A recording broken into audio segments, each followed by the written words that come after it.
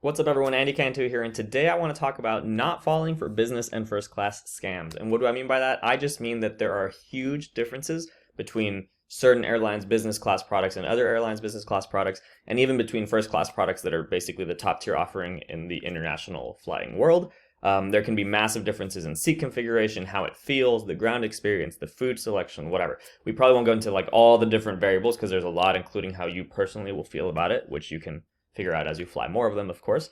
But I can tell you some of the more important things to watch out for. So let's get right to it. The biggest thing when deciding on different business class options, we're going to start with business class and we'll go to first later, would be seat configuration. And by this, I mean, is it a seat that has complete aisle access that you're in a little kind of private cubby, or is it one that is shared with someone else? We'll start with the not so desirable one, which is the one, I can show you what it looks like, which is this, right? There are two seats together. These seats lie flat, which means that when this side of where this girl's sitting is laid completely flat, the other person would have to crawl over them or hop over them or whatever, because your feet go all the way to where this ottoman is, right?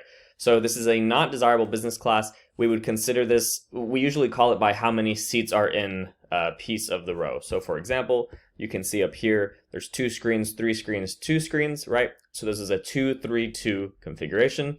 Not desirable when there's 2 on the sides at all. A more desirable config would be 1, and I will show you an example of what that looks like. So this is Emirates. This is on their 777. It is a not desirable business class, right? But on their A380, which is the double-decker plane, they have a very desirable business class, which is, in my opinion, one of the better products that that exists. You can see here, same window seat, except there is just one person, one seat with like a little, armrest counter little thing, whatever you want to call it, one screen only. Let's, another example of that same thing, one person only. And certain things also matter in addition to the seat configuration. In this case, Emirates has a bar on their A380s and like a little lounge. You can see this is the bar top, and you can hang out and eat and whatever, business and first class passengers. Let me see if I can find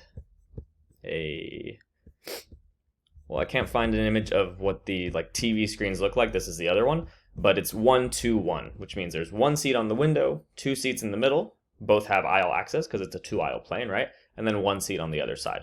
So generally you'll hear it referred to just as a 1-2-1 config, and that is the most desirable business class configuration out there. It's the more modern one too. It's what all the airlines are deploying on all their new planes since, I don't know, a while back. But you might end up flying like one of the older configurations if you don't watch out or if you don't pay attention. So that's why we're having this video, right?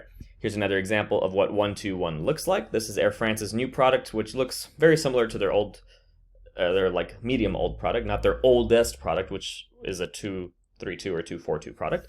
But anyway, this is what it looks like. 1 seat on the corner, 2 in the middle, and 1 on the side.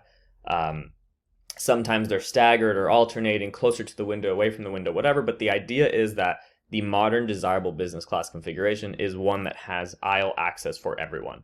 You don't have to crawl over or hop over anyone at any time, whether you're laid flat completely or not, right? Here's an example of a not so desirable business class configuration, which is Lufthansa's. You can see that they have 2 also. And there's some images of their new one that has not really yet come out yet, but this is what their existing one looks like. And I believe are they 2-2-2? Yeah, it looks like 2-2-2. So that's another variation, but the whole idea is that you don't want 2 ever against the windows, right? And in this case, there are 2 together at the windows. So another one that I would consider not so desirable. So that's just one example, obviously, of what matters when selecting business class products. Of course, the reputation of the airline, the food, it might make more sense for you to just choose based on the route or the dates or whatever. But when you're comparing various options, always remember to check the seat configuration, because even amongst the same exact airlines products, there can be bad ones and good ones. Like in the case of Emirates, I wouldn't fly their 777 business class, but I would fly their A380 business class. Air France, they have some 777s that still have their oldest business class, KLM the same. Lufthansa has mostly the bad product. They're getting delivery now of some new planes that have the better one. So basically just pay attention. If it's 1-2-1, it's probably going to be fine. And that's, in my opinion, the most important thing to watch out for. So we can talk about first class now. And even between first and business, there might be a massive difference. Here's Lufthansa's first class seat, like kind of the big wide exterior view. Tons of space. You can see you have 4, almost 5 windows. for your own space, right? It becomes a bed. It has a partition that goes up. It's not the most private one in the sky by any means, but it's a very comfortable and one of my favorite products, and I'm actually flying it tomorrow. Again, that's one of my favorite things to fly, to go to Europe. So just an example that even between business and first, there can be massive differences. This is the entire cabin. It's 1-2-1, and it's huge because this is obviously a very big plane, and it's kind of hard to see in the pic how much space you get to yourself, right?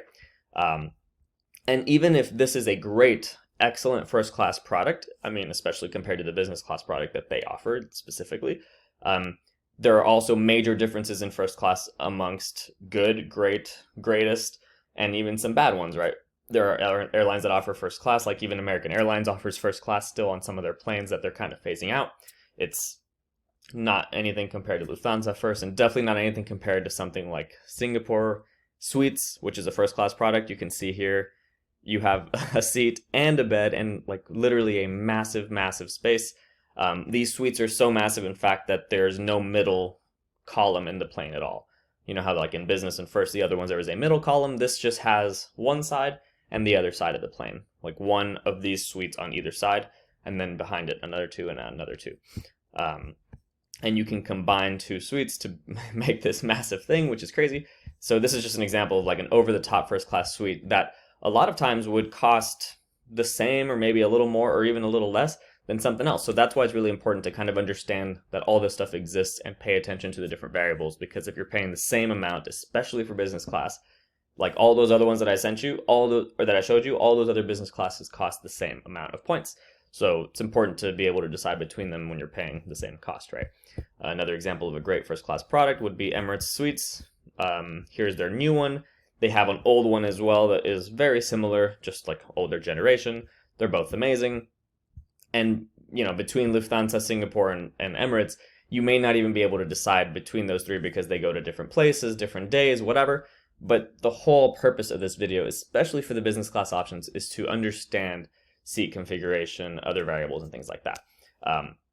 There's usually something called hard product and soft product, and it's how we separate the experiences.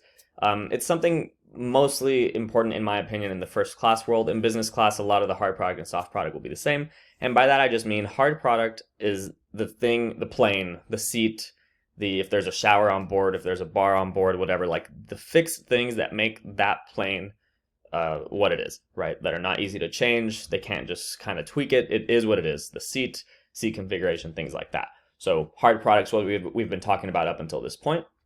And then soft product is everything else, the service, the food, you know, things that you kind of have to try for yourself, read reviews on, see if the menu's to your liking, whatever, like in business and in first.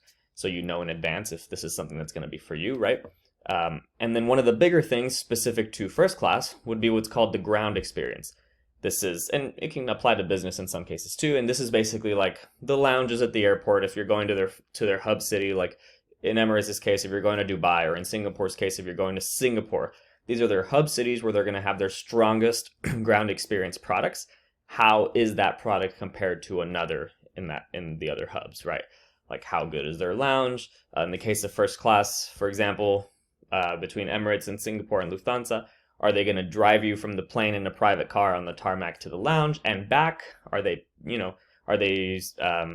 pushing you to the front of the line? Or is there even a line that you're going to have to go in for security or immigration? Or are they just going to take your passport and handle it? How much personal attention? Like these are all soft product things that kind of constitute the ground experience, which is when you're at the airport pre and post your flight. So I know there's like a lot of variables, but the whole idea is just kind of open your mind to these things so that you know that you have options and what to look for. And like I said before, the biggest thing is the seat configuration, especially in business. If you can stick to 1-2-1 configs, you're going to be much happier overall. And then between those 1-2-1s, you can choose like the food you like best, the route you like best, maybe even the aircraft type you like best if you want like a newer plane versus an older one, Boeing versus Airbus, whatever, if you care. So lots of stuff. Hope that helps kind of open your mind a little bit to what's out there and what's possible. And I'll see you in the next one.